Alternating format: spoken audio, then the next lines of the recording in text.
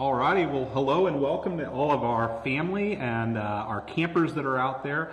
We hope you guys are doing well and having a great time, staying safe at home. My name is Luke Gerke, and this is my good friend Cabbage, or Ryan Carr. And I go by Hoopla here at camp. So today is our first ever episode of, what do we decide we're calling this?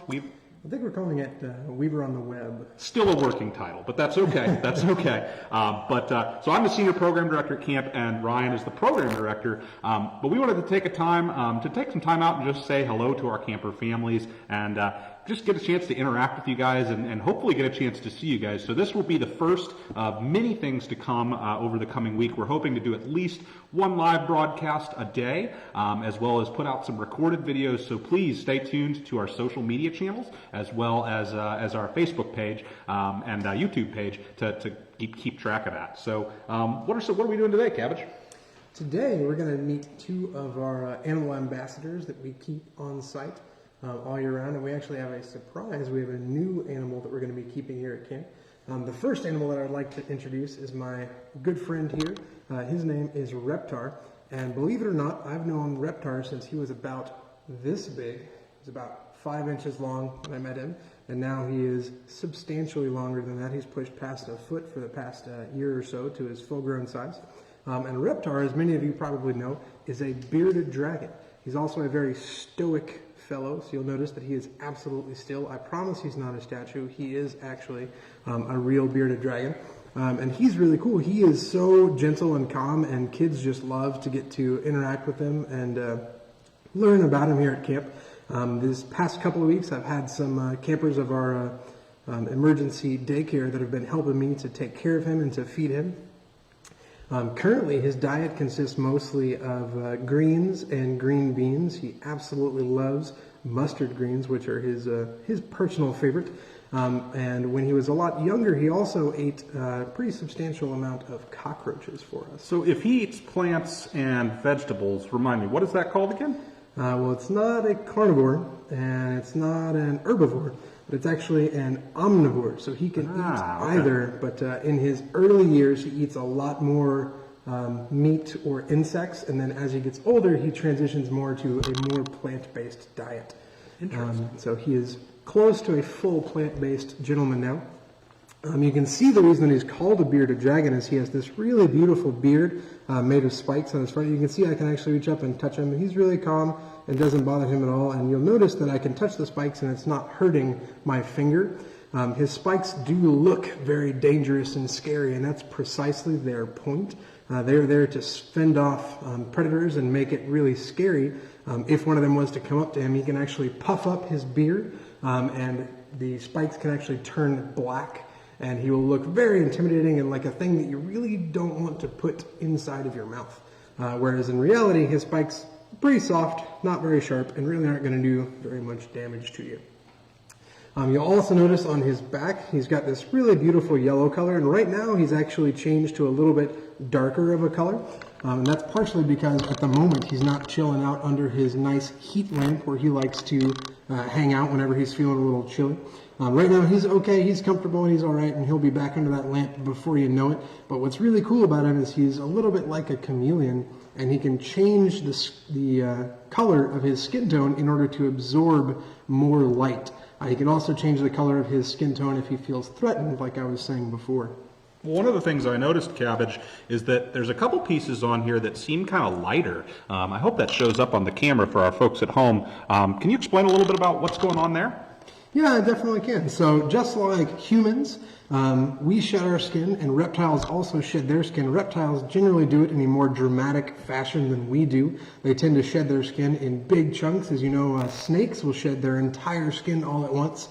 Bearded dragons don't quite go to that level, but they will shed large chunks. You can see there's one little band right here on Reptar's tail that hasn't quite fallen off yet, but in the last 3 weeks, he shed his entire tail. And then he's got one little patch on his shoulder that's starting to peel and will be coming off pretty soon. His skin, as it peels off, doesn't come off near as fast as a snake's, because snakes are so smooth and nice, whereas Reptar's skin is a little bit rough and covered all these little spines and scales, and as it's coming off, it tends to stick on for a little bit longer. So where do bearded dragons come from? Bearded dragons are from Australia, so they are obviously a desert lizard. They really enjoy the heat. We keep Reptar's enclosure between 85 and 90 degrees on one side under the heat lamp, and then it's a little bit cooler on the other side in case he wants to kind of back away from that heat a little bit. We also keep his water on that side. Bearded dragons don't drink overly often. In the wild during the winter time, they won't eat for months, but they will drink a little bit here and there. And we actually will give Reptar a bath every other day. And part of the reason that we do that is so that he can absorb some water and be nice and comfortable and nice and hydrated. And the other reason is Reptar is actually trained very well to go to the bathroom when we put him in the water. And the kids found that very amusing and hilarious and quite surprisingly stinky. Reptar might be the stinkiest animal poo that we have here at camp. But what's really cool is that the bearded dragon doesn't go to the bathroom unless it knows that it's going to have access to water. Because in the desert, if it goes to the bathroom, all that liquid that's inside of its excrement could be a very valuable resource. But when it has access to water, or when Reptar has access to water, he's like, okay, it's safe for me to go to the bathroom now because I know I have water. And actually, when Reptar goes, the first thing that comes out is about this long, just a little bit under 3/4 of an inch. It's a little white plug, so kind of like bears, when they hibernate, they have a plug that forms up. Reptar, every time he goes to the bathroom, will reform this plug and won't go to the bathroom until he's sure he'll have access to that life-giving water. Another pretty cool thing about bearded dragons is in the wild, they are quite adept at climbing. So you might be able to notice Reptar's claws here on his front fingers. They are pretty sharp, but they're not meant for cutting. They're actually meant for gripping and climbing on rough surfaces like rocks as well as up trees. And they are known to climb to the very top of trees and then just bask out in the sun all the way up at the top. So I have to ask, is Reptar a boy or a girl? Reptar is a boy, and actually the way that you tell on a bearded dragon is by looking at the base of their tail.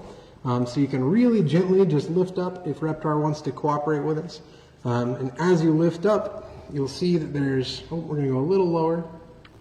We're going to rotate the camera around here, I believe, in us. There we go. So you can see that he has 2 bumps right here on either side. If Reptar was a female, there would be 1 bump that ran right down the middle of the base of his tail. Very cool. Well, thanks for coming on the show today, Reptar. We appreciate you coming out. Yeah.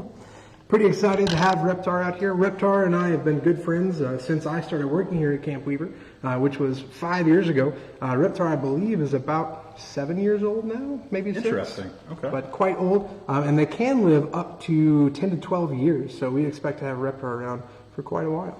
Very cool. Very cool. So we have, how many animals do we have total at camp, Ryan? Let me take a second to think about that. Currently at camp, we have Reptar, our bearded dragon. Right next to Reptar, we have 2 corn snakes. We also, in the Nature Center in the reptile room, have 2 Russian tortoises. We also have a betta fish. We have, out in the garden, we have 3 chickens, which gets us up to 11 animals. And currently we are fostering 2 pigs for Red Dog Farm, so that gets us to 13.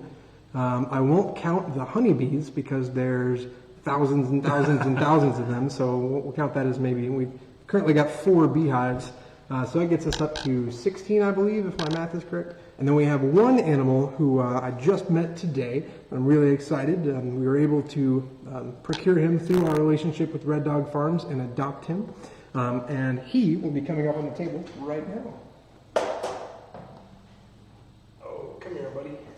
All right, so this is exciting. This is a brand new animal that we're getting a chance to meet today for the very first time.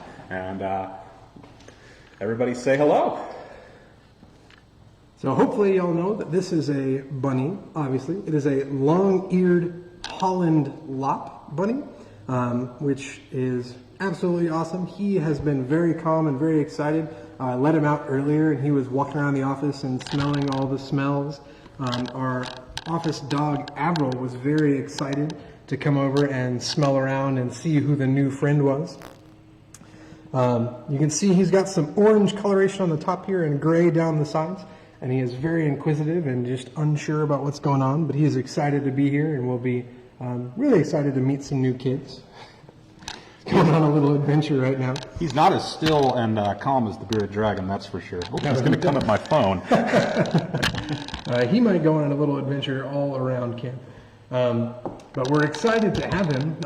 And bunnies, unlike bearded dragons, are not omnivores. He is for certain an herbivore. And one of the things that we really love about camp is we have a huge organic garden that we grow plants in all throughout the summertime. And one of the things that we like to do is grow things for the animals to eat so that they can have the freshest possible food. A lot of people have heard that bunnies love carrots. Raise your hand if you think that bunnies love carrots. Well, I've got some things to tell you. A, bunnies do love carrots, that's true. But it's not necessarily good to give bunnies carrots all the time because carrots actually have a really high sugar content. One thing that I learned from my uncle a long time ago is that if you ever want to sweeten up some food, like spaghetti sauce, if you put carrots and cook those down, they actually will sweeten the food as a natural sweetener, which is pretty cool. But bunnies do really, really love the carrot tops. So the part of the carrot that grows, about 12 inches above the ground, that green fluffy part, I could feed Toby that all day long, and he would probably just keep munching away and absolutely love it. Occasionally we will give him a whole carrot to let him enjoy that, but for the most part we keep him to just the greens of the vegetables, because in the wild, if you were a bunny, you're probably not going to be digging down for those carrots very often. You're most of the time just going to be eating the top part and enjoying that. So if campers wanted to meet some of these animals this summer, how would they be able to do that? This past summer we actually started a new activity where previously the campers had been able to visit the animals, but we saw so much enthusiasm from the kids that we started a new clinic at camp called Exotic Animal Care. And through that clinic, they're able to both meet the animals, learn some of the interesting things that we know about them, and learn how to take care of them. And they actually assist us in making sure that our animals are well taken care of and well socialized and to have a good time. Very cool. Well, thank you so much for kind of hanging out with me today, Cabbage. I look forward to doing many more of these with you. And hopefully we'll get a chance to meet some new friends. So campers, if you are out there, or staff, if you're out there and you'd like to see a part of camp, or you'd like to be featured on our little show, we'd love to have you. We'll be on every day right around this time. We're shooting for like 2:15 to 2:30. So if you guys have any suggestions or feedback, we'd love to hear from you. But yeah, that was a great first show, I think. I think that was nice. I'm excited to introduce the rest of the animals and get to show everybody this place that we love. Yeah, awesome. Well, thank you guys so much for hanging out with us. We hope that you guys are staying safe at home, and we will see you guys this summer. Bye, everybody. Bye, everyone.